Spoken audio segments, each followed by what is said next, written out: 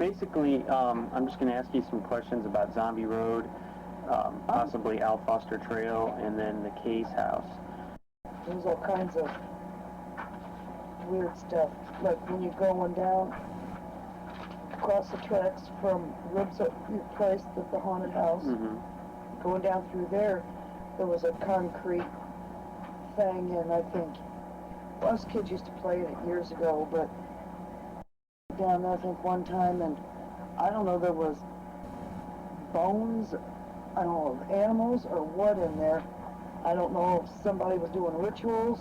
Was this, or what? This wasn't down like off of Larry Elliott? No. No. You take Larry Elliott to the end, where Blacktop ends, and you're going down the back road like you were going to Vermette's old place in there, or down to the bluffs, down there, and it's before you get to Rubs, across from Rubs, or the gate or anything, and it's, as you're walking that way, it's on the right. It's just off the road, like, I don't know, from here to the freezer, I'd say about 10, 20 feet maybe. And you don't even know if that's still there? It's probably still there. It's made out of concrete. It had to do with the train that ran through there. Stuff. Yeah, that road used to be a tracks going down through there.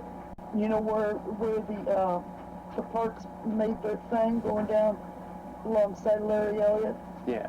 That used, well, so no, the main road used to be all tracks. Okay, so they built a whole new track system. Yeah, I thought there used to be the old train station. It was down there. It was still standing when I was a little girl. I don't know what happened to it. Probably just old and dilapidated. It fell apart. Yeah. But that's set right between Huff's and Charlotte's house. Orphanage, no, but that little white house up there was the girls' home. Up there, or the boys' home, or something. Linda would tell you about it. The one that was rehabbed? Yeah. Ever heard stories of shadow people or Black Panthers? What is it with these Black Panthers? Remember that thing that I actually think I seen it one night. Really?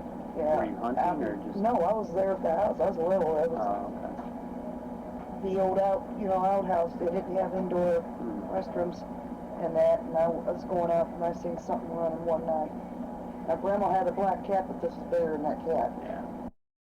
Have you heard of any other unexplained deaths in this area? You know, there's a white lady on the railroad tracks. I forgot about her. What is? You used to see, in fact, I think I seen her one night. You know, as you're going down to Rubes, the tracks right in through there. The ones that are still active? Yeah. Okay. Now, there was, I don't know, we call her the white lady. She's just white and like she's in a long gown or something. Other people have talked about that. Yeah, no, she never really bothered me. But, and then there was the little girl in Leffels' house where Bagleys live now. Now, he told me a story about that, and yeah, he walked in and Linda was standing there doing dishes, and she was crying, and Joey goes, "What's the matter?" And there's a window right there, and he goes, "What's the matter?" She goes, "You don't see her," or something or other, and Joey goes, "See who?" And every time Brenda would look up, that little girl was standing behind her. But Charlie couldn't see her. And now I've heard that twice. That's not the only person that's been hit. I mean, there's suicides down here too that happened, or drunks that had passed out on the tracks and was hit. I think they were drunk and passed out on the tracks or something, and they were ran over. My mom even fell in a grave back in there, caved in on her, when she was a little girl. Walking, That would be horrible. She said she was scared. Get me out of here. All I seen was a black hand coming down, and I thought me and he had it. And you said it had webbed? Yeah, it was black, and it was big, and it had webs between its fingers, and it was black. That's so bizarre. And I thought it was actually going to open the door, and I don't know why it stopped. And then I could hear it leaving, and as soon as I thought it was clear, me and cleared out. The first time it was a dog, and I wasn't even afraid of it. The second time, I just had this gut feeling something was wrong. So that's when I grabbed Dee and shoved her in the closet, and I stood in front of her. She didn't see it because I had her behind me. Hear it going down the steps. Oh, the one in the bathroom? You could hear that thing coming up, down, moving across and everything. I heard it all the time. And when I seen that picture, I just knew. I mean, it's still there. Yeah. Well, I always heard something in the hallway, but I figured, you know, whatever. But I wasn't ever really afraid downstairs, ever. But when you were downstairs, you could hear chairs moving across, you could hear all kinds of noise. And I'd go up and look, and there's nobody there. It never... Evil, but No. it's that one time that it really scared you when it had the big black hand. Yeah. That's the only time I was afraid, and it could have been the little girl in me, but I did see that, and it's just bizarre, but, and the one not in the blue room, but the room to the, instead of going to the right, you go to the left at the top of the steps. I used to spend the night there to help Uncle Rube. Even as I got older, you could always hear something coming down them steps, and it'd be, there's no curtains or anything on the window, so there was plenty of light, and there was never anything there, ever. So I used to go down and have him come up and shut that door, and he'd slide a coat hanger in it to where you couldn't open it, and I'd be fine. I never heard it. But that used to be all the time.